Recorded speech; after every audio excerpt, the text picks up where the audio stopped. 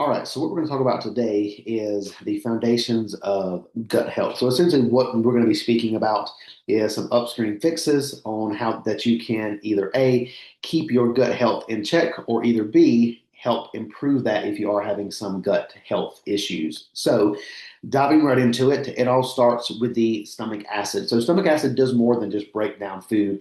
It kicks off protein digestion and signals to your body to release bile and enzymes downstream. And so when this acid runs low, that chain is essentially broken. So protein is going to sit undigested, bile and enzymes are going to be under released, and that food is just going to sit in your stomach fermenting instead of being actually digested. And so one of the biggest reasons that stomach acid is low in the first place for most people is going to be chronic stress. It turns down your body's acid production, especially if you're in a very high stress environment. You're tensed up while you're eating, you're anxious, you're rushed, things of that nature. So it's very important to make sure while you're eating that you're not in a very chaotic environment to begin with. So a lot of the times, though, low stomach acid causes the same bloating, burping, acid reflux as too much acid. So the mix up, though, that people do and make it actually worse is they'll grab antacid, which then lowers acid down even further and makes the problem much worse than it already is. So, if we look at what the actual digestive chain is, you're going to have stomach acid that is produced. Protein then gets broken down, bile and enzymes gets released, and then the nutrients are then absorbed. But like everything else in a chain style fashion, if one link of the chain is broken, everything else downstream just does not get the attention that it needs. So if we have low stomach acid and we have protein, food, in essence coming into the stomach, and we don't have enough stomach acid, this protein does not get broken down, and the chain is then broken. Everything downstream gets affected in a negative manner as well too. Now, one thing that you can do if you suspect that you do have low stomach acid is do this very basic, simple at-home test.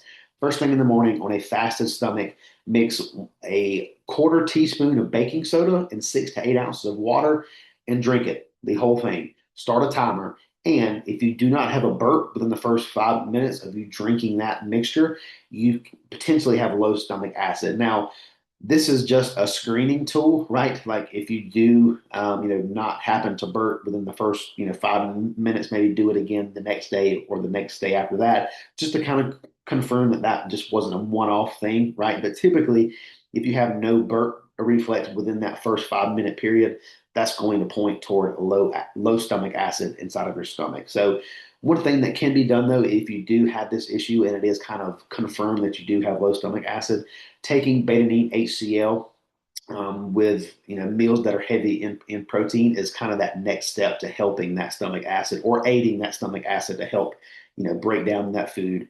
The bile and the enzyme will then get released, and then at the end of it, the nutrients are going to be absorbed. Now, one thing to keep in mind though, if you do supplement with the betaine HCl, you got to make sure that you do not have any sort of stomach ulcers. This would definitely cause you issues if you have stomach ulcers. And kind of the methodology to using this betaine HCl is, you'll essentially, start out with one pill, two pills, three pills, four pills. You'll kind of work your way up until you start to feel a burning sensation either in your stomach or, kind of in your throat as well too. Once you feel that sensation, let's just say it happens at four pills, then you need to now pull back. And three is kind of your baseline that you need to start using on a day-to-day basis if you're supplementing with that betaine HCl. Now, if we're looking at, what are some early warning signs that your digestion may be off track? When number one, you're having a lot of bloating throughout the day, you're staying pretty full, within an hour of eating, especially after a heavy protein based meal, you get very tired or fatigued after you eat a meal instead of having a boost of energy. You have undigested stool stowing up. You have undigested foods showing up in your stool. No explanation needed for that. Or you have frequent burping, acid reflux, heartburn, even though it feels like, you had the opposite problem as far as like, too much stomach acid, right? These are all very early warning signs that your digestion is off. And it's something that you should definitely, notate down if you're having issues after a certain meal, if you're having bloating after, just drinking regular water, things of that nature to where like this may seem like a small thing now, but take notes and notate about it, even if it's just in your phone notes, right? Just so that you do have a record of it in case this does need to be looked at further down the line. So whether that you have stomach issues now or you're trying to prevent them from happening, one of the easiest things that you can do, and this is fix number one, is just resetting your eating habits, essentially. So, what you should do is make sure that you slow down. A lot of people eat their food way too fast. They gulp in a bunch of air while they're eating as well, too. Puts a lot of gas on the stomach. And they're just eating too quickly. It's really just what it boils down to.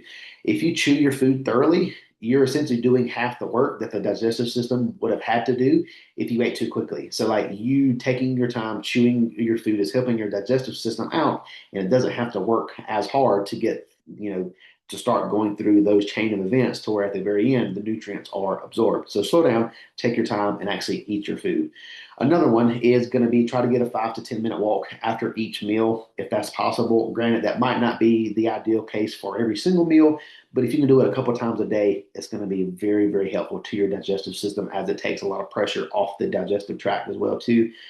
Another important thing is make sure that you save the majority of your water intake for in between meals instead of drinking a lot of water before the meal or during the meal. So, if you already have, let's just say if you do have the low stomach acid, right? Like you have a very low concentration of stomach acid, and now you drink a bunch of water before your meal, now you're diluting the acid in your stomach. So it's just going to be even a harder time for your stomach to now digest this. And you might end up tanking your appetite because if you have a big meal to eat and you just drink a lot of water, now a good portion of your stomach capacity is full of water, right? So obviously drink a little bit of water during your meals, but try to save the majority of your water intake for in between meals. That will do you a lot of good as well too. Now, granted, I know that you're probably not, going to be able to do all of these, every single time that you eat. But again, if you can do this for a couple of meals a day, it's going to do you a lot of good as compared to doing nothing at all. So, fix number two, if we, look at how can we, help heal the gut and things of that nature too, is make sure that we're feeding the right bacteria. So, as you guys know, our stomach is composed of a gut microbial that has trillions of bacteria just living inside of your gut, right? You have good bacteria, beneficial bacteria, and then opportunistic bacteria, which is the bad bacteria, right? Um, so, the opportunistic or the bad bacteria, consists of things like H. pylori, SIBO, which is small intestinal bacterial overgrowth type bacteria, and Candida as well too. And so, when you have that balance of beneficial to opportunistic skewed the other way to where there's more opportunistic inside of your gut than beneficial, that's when you run into, gut health issues, things like a lot of bloating, a lot of gas, you have a lot of crazy cravings, a lot of inflammation within the stomach. And all of this is honestly fueled, or a lot of it is fueled by, diets heavy in processed sugar, refined carbohydrates, highly processed food, all of that stuff just feeds that opportunistic bacteria, which is just going to make your gut worse, essentially. So you have to be sure that you're also, putting in good fuel for your body, good wholesome food for your body to operate on. But you also need to look at it from a standpoint of how is this affecting you on a microbial level as well too. So, to fuel the beneficial side as best as you can, make sure that you're eating a lot of fiber, with vegetables, fruit, whole grains, because at the end of the day, a well-fed, beneficial bacteria population is going to crowd out the opportunistic, the bad bacteria side of things and keep your gut in a very healthy place. And then if we just think about this in a very logical standpoint, you guys all know that when you eat like garbage, right? Like you eat nasty, greasy food, your stomach starts gurgling, you have a stomach ache, you just don't feel good, you might have a headache.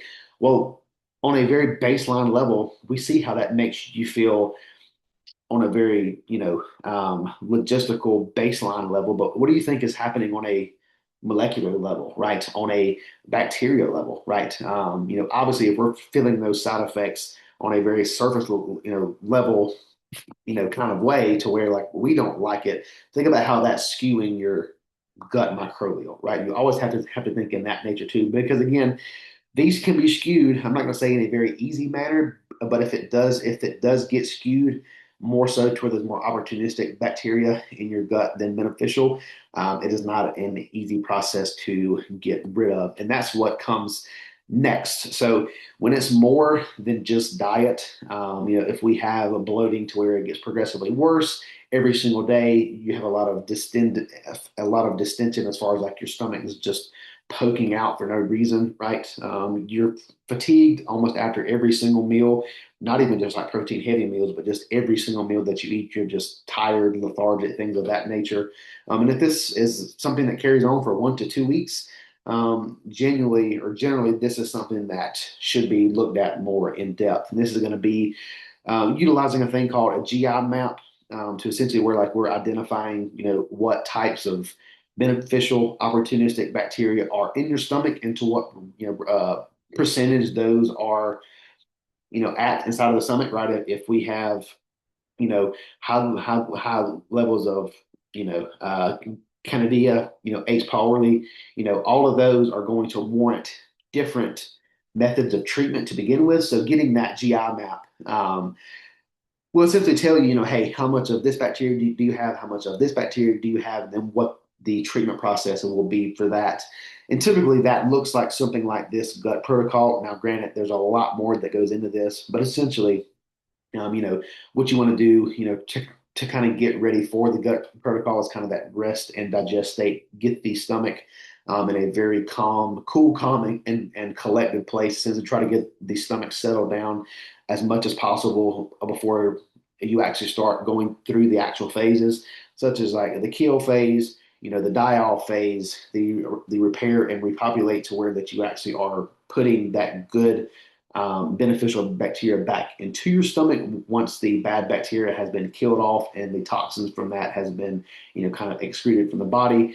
Again, this is a very 10,000 foot view as far as like what that looks like. But at the end of the day, if you let it get this far to where this is what you have to do as far as a gut protocol, in some instances, this is even more strict than a contest prep diet. So that should be motivation enough to make sure that you're doing what you need to do on a daily basis to keep a healthy digestive system and a healthy gut in general. Because trying to fix a gut that has, just an imbalance of opportunistic bacterial overgrowth inside of your stomach is not a fun time, and it is a strict time, to be completely honest, and it's not very easy to do for most people. So, at the end of the day, though, your gut is the foundation to pretty much everything that you're going to try to do in your health and wellness journey. If your gut is off, if you're putting good food in, good wholesome foods, you're eating healthy, you're counting your macros, all this good stuff, but your stomach can't digest it, then you have an issue. Everything else downstream is going to be so much harder. So make sure that your digestion is on point